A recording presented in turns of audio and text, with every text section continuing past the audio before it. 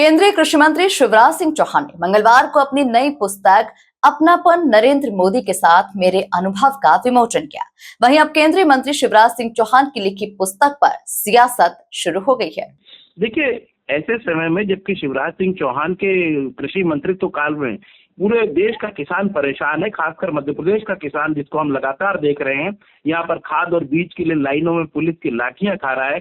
और शिवराज सिंह चौहान जो कि इस चीज के लिए प्रमुखता से जिम्मेदार है कि किसानों को उनको खाद बीज समय पर मिले, उनकी सारी सुविधाएं पूरी हों। ये शिवराज सिंह चौहान ही थे जो कहते थे कि मध्य प्रदेश के किसानों की आय दोगुनी करूंगा 2022 तक। ये नरेंद्र मोदी जी की बातों को दोहराते थे। लेकिन आज जब किसान संकट में है, परेशान है, तब ये नरेंद्र मोदी जी के स्तुति गान के लिए, उनकी गुड बुक्स में बने रहने के लिए ये किताब लिख रहे हैं और ये दर्शाने की कोशिश कर रहे हैं कि मैं नरेंद्र मोदी जी के का विश्वास पात्र हूं। जबकि हमने लगातार देखा है कि नरेंद्र मोदी जी उन पर कितना विश्वास करते हैं। अगर वो विश्वास करते हुए तो उनको मध्य प्रदेश के मुख्यमंत्री पद से नहीं हटाते।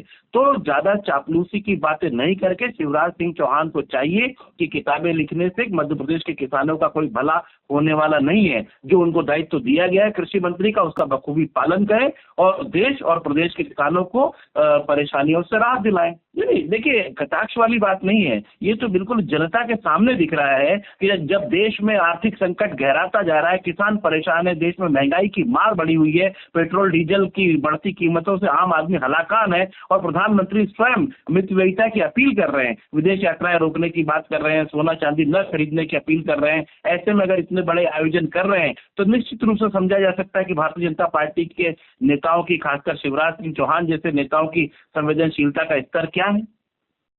जी देखिए, भारतीय जनता पार्टी ने नरेंद्र मोदी जी के नेतृत्व वाली सरकार में लगातार किसान सशक्त हुआ है। पीएम किसान सम्मान निधि, जहां पर देश के करोड़ों किसानों के खातों में सीधे सम्मान निधि पहुंचाई गई। बीज के दलाल खत्म हुए, पैसा सीधे किसान के खातों में पहुंचा। कांग्रेस ने दशकों तक किसानों के नाम पर राजनीति की, भाजपा ने किसानों के खाते में सीधे पैसा पहुंचाया। जो लोग आज किसान की बात करते हैं, उन्होंने वर्षों तक सिंचाई परियोजनाओं को फाइलों में दबाकर रखा। कांग्रेस की नीति वोट बैंक की थी, भाजपा की नीति किसान सशक्तिकरण की है। आज देखिए, हमारा किसान डिजिटल भी है और सशक्त भी है। यही नए भारत की तस्वीर है। पहले किसान सरकारी दफ्तरों के चक्कर लगाता था, आज सरकार किसान के द्वार तक पहुंच रही है। तो ये जो कांग्रेस ने पिछले 50-55 सालों में देश में राज करा, इसमें सीधे सीधे किसानों के साथ छल करा। और ये जो भारतीय जनता पार्टी की, नरेंद्र मोदी जी के नेतृत्व वाली सशक्त सरकार है, इसमें किसान सशक्त हुआ है, मजबूत हुआ है और हमारे देश का अन्नदाता।